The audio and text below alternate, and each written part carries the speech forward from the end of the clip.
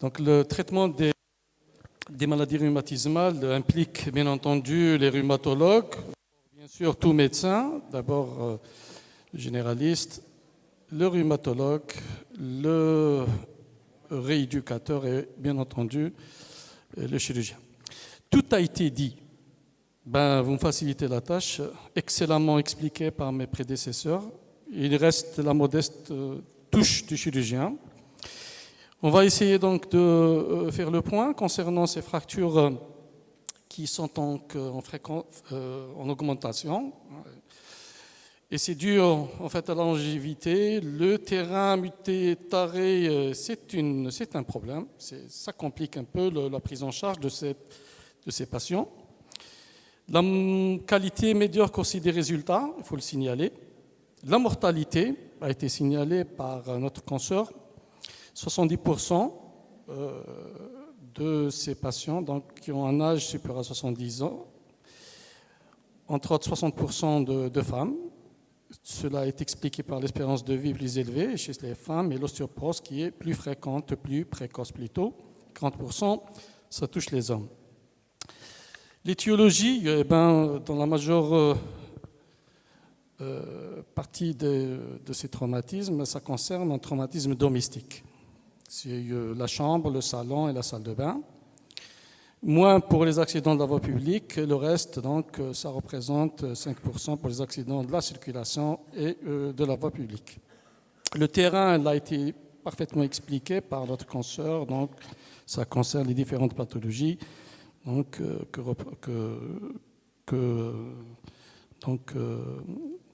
que ces patients donc, présentent. Les localisations les plus fréquentes, bien entendu, nous avons d'abord le membre supérieur, c'est la fracture du poignet ou la fracture de l'extrémité distale du poignet, fracture de l'extrémité proximale de l'humérus. Pour le membre inférieur, bien entendu, l'extrémité proximale du fémur, donc 80%. Donc, ce sont donc les fractures trochantériennes, les fractures du col du fémur, moins, ça touche aussi le bassin, mais moins fréquemment. Là, c'est un peu les statistiques et les prévisions, si vous voulez, si vous permettez, concernant la fracture du col. Vous voyez que ça va se multiplier par 1,5 d'ici 2025.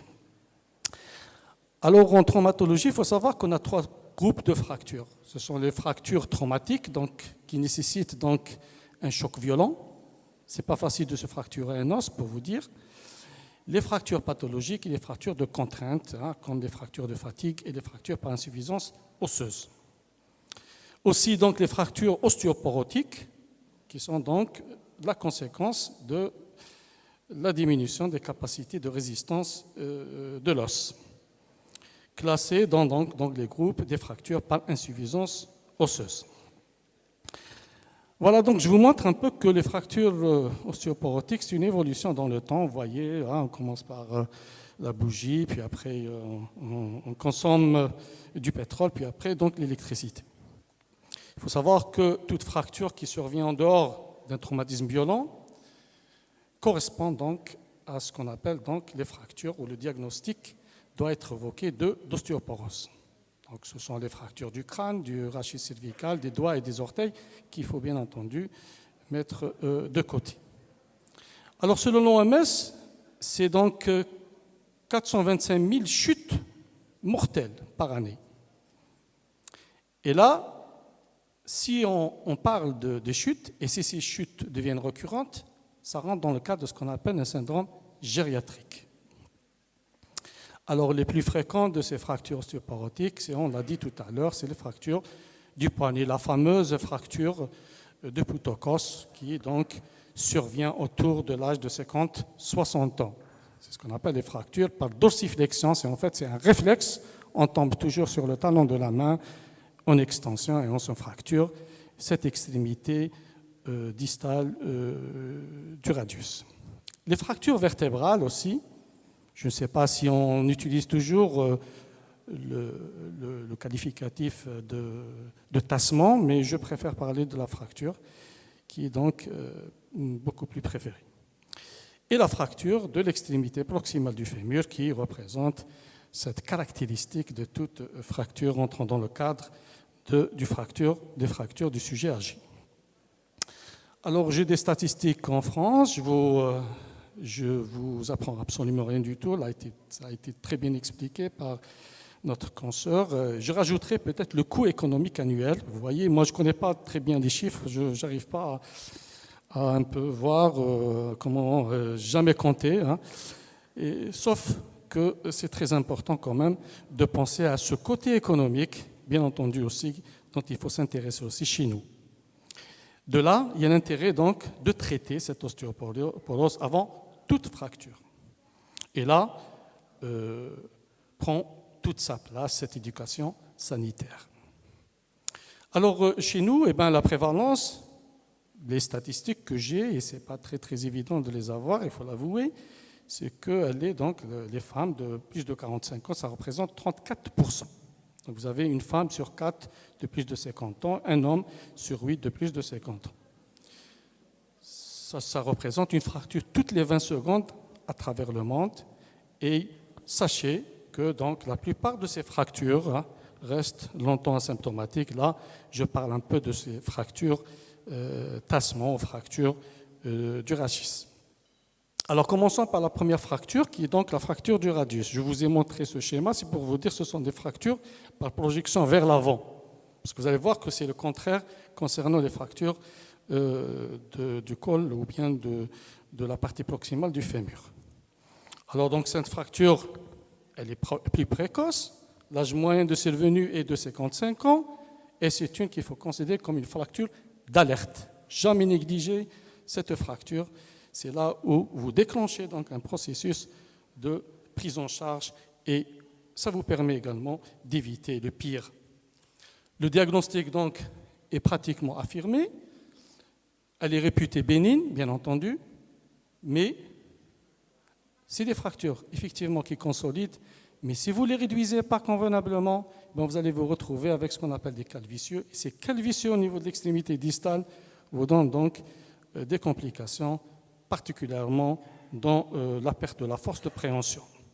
Et cette déformation peut également provoquer ce qu'on appelle la compression du nerf médian dans le canal carpien. Ça donne donc le syndrome du canal carpien. Voilà donc, je vous montre un peu cette fracture. C'est une fracture qui a été mal réduite d'abord orthopédiquement. Et heureusement, on l'a reprise. Heureusement, elle a été mal réduite. Pourquoi? Parce que tout simplement, vous allez immobiliser. Et vous voyez bien que c'est en flexion. Et cette immobilisation n'est pas bonne. Vous avez deux situations qui vont apparaître. La première, n'oubliez pas que l'immobilisation, c'est au moins 6 semaines. Immobiliser un os porotique pendant 6 semaines, vous aggraverez forcément cette ostéoporose. De deux, l'algodystrophie, c'est une position qui n'est pas anatomique, qui n'est pas physiologique. À ce moment-là, vous allez vous retrouver avec deux situations. Vous fragilisez encore l'os et vous rajoutez encore l'algodystrophie. Alors, il est préférable d'aller brocher plutôt ces fractures afin de commencer le plus rapidement possible la mobilisation du poignet. Et de là aussi, vous rétablissez l'anatomie. Ça, je ne vous rajoute rien du tout. La médecine, elle est faite comme ça. Rétablissez l'anatomie, vous rétablissez automatiquement la fonction. Les tassements des corps vertébraux, là, ça aussi, ça c'est asymptomatique, on l'a dit. C'est une situation aussi qui peut donc engendrer des situations où la patiente ou le patient peut se retrouver avec donc des situations, bien entendu, intolérables et qui peuvent donc être à l'origine d'une vie qui n'est pas très, très élégante. Ce sont donc des douleurs fracturaires. Souvent, c'est des dorsalgies parce que les tassements se retrouvent souvent au niveau du rachis dorsal et qui est à l'origine d'une manière progressive de la réduction de la taille. Et les douleurs vont s'aggraver au fur et à mesure. Vous voyez là, vous comprenez un peu cette radio. Vous avez l'homme qui n'est pas aussi penché, mais la dame, elle est beaucoup plus penchée. C'est pour expliquer un peu que c'est une pathologie, malheureusement, qui touche précocement les femmes et également le schéma corporel aussi, cette atteinte du schéma corporel aussi les concerne. Voilà un peu ce qui se passe avec le temps, vous voyez, de cette jeune fille de 20 ans à la dame qui a donc 80 ans. On peut perdre 80 ans, pardon, on peut perdre très facilement, donc jusqu'à 10 cm de la taille. Et là, c'est quelque chose dont il faut tenir compte. Et là, l'intérêt aussi du traitement, bien entendu. Alors, qu'est-ce qu'on nous, notre qualité de chirurgien, et encore maintenant, ce sont des techniques mini-invasives que nos amis radiologues peuvent faire assez facilement. C'est ce qu'on appelle d'ailleurs la radiologie interventionnelle. C'est la cimantoplastie. En fait, maintenant, on n'en fait plus. Ces cimantoplasties, elles sont un peu plus dangereuses. On a mieux. Hein. On peut donc... vous voyez donc un peu, je vous explique un peu le principe. C'est en fait, voilà, donc l'évolution, vous voyez un peu, hein, on passe, malheureusement, j'ai pas, donc on passe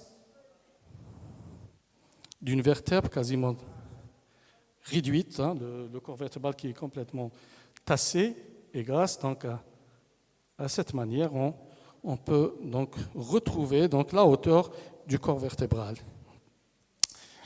Qu'est-ce qui est mieux? C'est en fait cette manière un peu de gonfler plutôt. Hein. J'arrive pas à voir le... En fait, c'est de gonfler. Là, on n'utilise plus du ciment, on utilise plutôt une sorte de système de ballonnet, si vous permettez, qui permet donc de récupérer hein, la hauteur du corps vertébral. Voilà un peu donc la radio en préopératoire, et en bas vous avez la radio après avoir donc utilisé la kyphoplastie, donc après avoir donc gonflé le ballonnet. Voilà un peu, si on a schématisé, voilà ce qu'on obtient après avoir donc utilisé cette technique. Alors on passe maintenant à la fracture de l'extrémité proximale du fémur. Et là vous voyez, c'est l'inverse. C'est en fait on tombe, et c'est là, vous sentez un peu, il y a un déséquilibre malgré qu'elle a un tuteur, elle est déséquilibrée, elle passe donc vers l'arrière, et là, elle se fracture assez facilement, cette extrémité proximale du fémur. Il faut savoir qu'elle survient volontiers vers 75 ans, le plus souvent, et il s'agit d'une urgence absolue. Il faut tout faire pour les opérer le plus rapidement possible. Ce n'est pas facile. Ce sont des patients multitarés, il faut les préparer, mais sachez que le problème n'est pas dans la fracture, mais il est plutôt dans les complications mortelles, ce qu'on appelle donc les complications du décubitus. Entre autres, donc, tout ce qui est phlébothrombose, infection bronchopulmonaire, infection urinaire et les escarres. Donc, tout ça, ce sont des pathologies extrêmement dangereuses pour ces sujets âgés qui peuvent donc les emporter assez rapidement. Les décompensations de taille aussi, donc vous savez que ces patients sont donc porteurs de pathologies lourdes, pathologies qui peuvent donc mettre en jeu le pronostic vital. Donc la première fracture, c'est la fracture du col du fémur. C'est cette fracture-là que vous voyez. Il faut différencier entre la fracture du col du fémur et la fracture du massif trochantérien. Donc voilà, donc il y a toute une classification. Plus cette fracture est déplacée, plus donc vous avez donc des risques de nécrose de la tête, de risques de non-consolidation. Mais le problème chez ces patients, ce n'est pas d'aller consolider, c'est le lever précoce. Donc on passe directement en remplacement prothétique. Il y a quelques années, on utilisait juste ce qu'on appelle les prothèses cervico-céphaliques, mais maintenant, on opte pour des prothèses beaucoup plus sophistiquées, où on utilise d'emblée des prothèses qui remplacent et la partie fémorale et la partie cotyloïdienne. Pour les fractures trochantériennes, ce n'est pas un problème de pronostic, si vous permettez, de la tête fémorale, mais là, c'est un problème de consolidation. Donc, vous voyez un peu les différents traits qui puissent exister.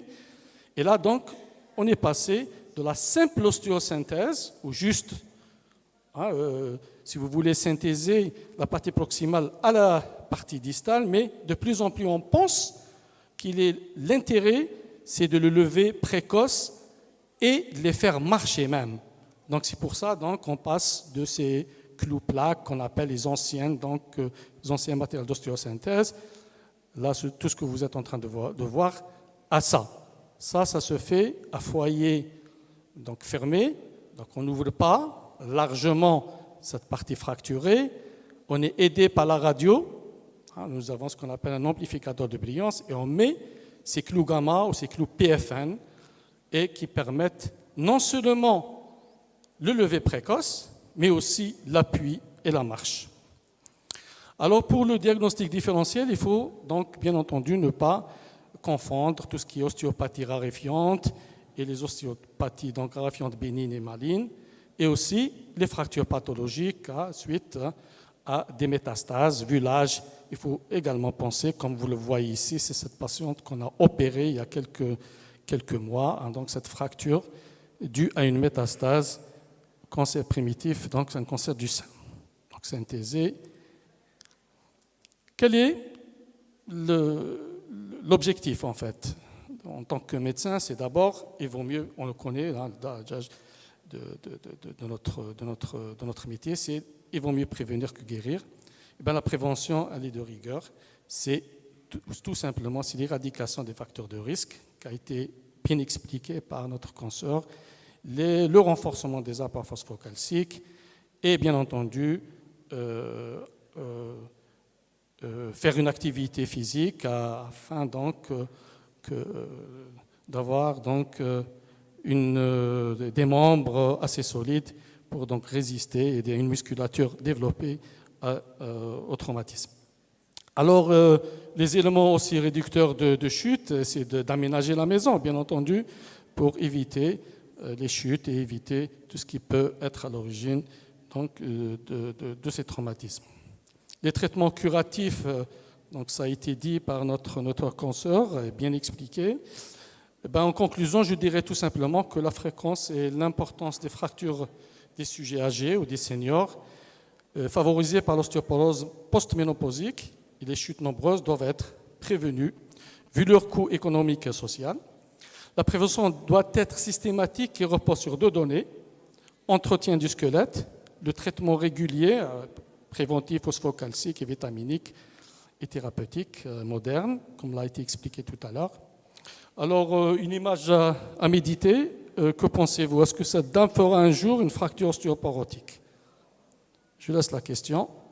Je vous remercie pour votre attention.